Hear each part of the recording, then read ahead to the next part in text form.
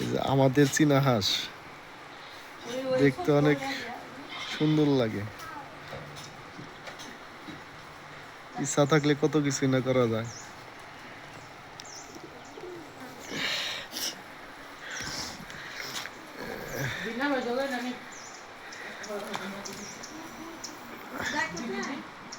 চীনা হাঁস প্রাপ্তবয়স্ক হলে এভাবে চেহারাটা লাল হয়ে যায়।